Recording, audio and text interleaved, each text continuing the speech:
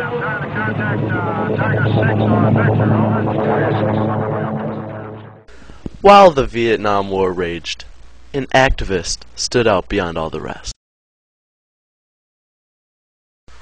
In the 1960s, Abbie Hoffman took a stand against the Vietnam War and other injustices by holding public protests.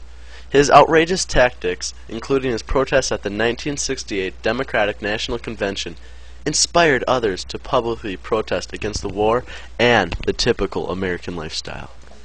Abbie Hoffman was born into a Jewish family on November 30th, 1936 in Worcester, Massachusetts. He graduated from Brandeis University in 1959. Abbie's first political demonstration occurred in Paris during the Algerian War. College students were locking arms and singing.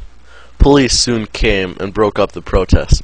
Abbie escaped with no injury. In 1960, Abbie married Sheila Karklin, had 2 children, Andrew and Ilya. They divorced 6 years later. In 1967, Abbie married Anita Kushner. They had 1 child, America. Abbie, Anita, and Paul Krasner created the Youth International Party, aka the Yippies, in 1967. The Yippies were based on a free society having cooperation versus competition. The Yippies proved many flaws in today's society. One of those examples was in the New York Stock Exchange. On August 24, 1967, Abbie and Jerry Rubin led a group of Yippies into the New York Stock Exchange. This group then threw $1 bills off the balconies and down into the trading area.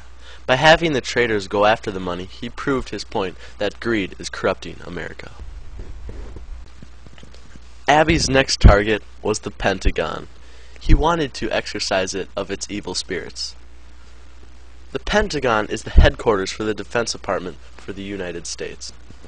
Abbie wanted to levitate the building 300 feet in the air and spin it only by holding hands with hundreds of other people and using their minds. Abbie first wanted to measure the length of each side to see how many people he would need, but he got arrested for trespassing. Over 10,000 people showed up to the exorcism. They tried levitating the Pentagon for 48 hours before they were forced to leave. The Pentagon never was lifted, but Abbie felt that the exorcism got rid of the evil spirits.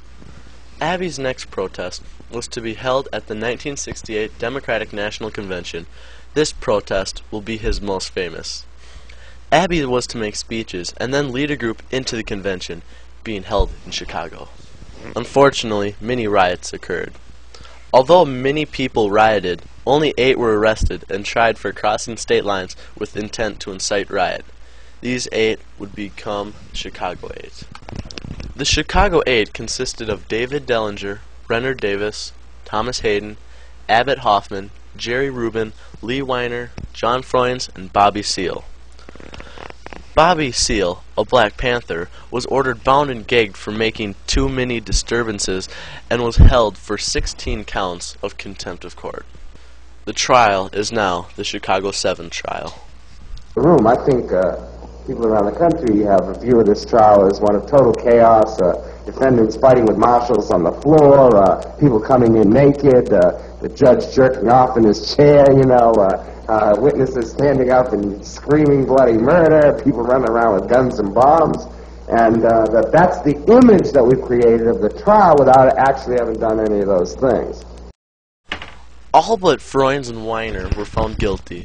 The rest decided to appeal the decision of Judge Julius Hoffman. The appeal went to the 7th Circuit Court, and they found the Chicago 7 innocent of all charges.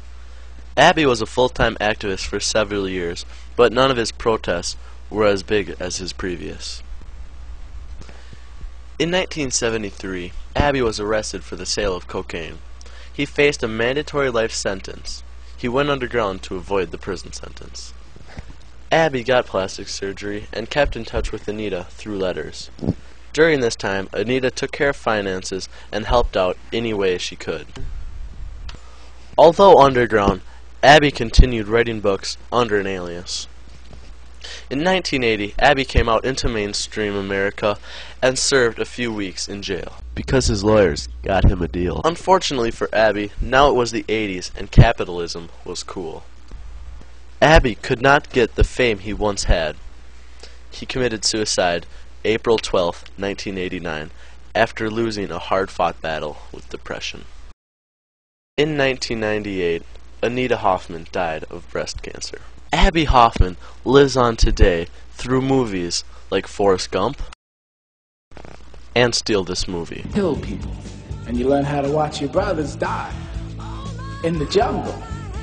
In the jungle, halfway across the world, in a war that even Nixon doesn't believe will ever win.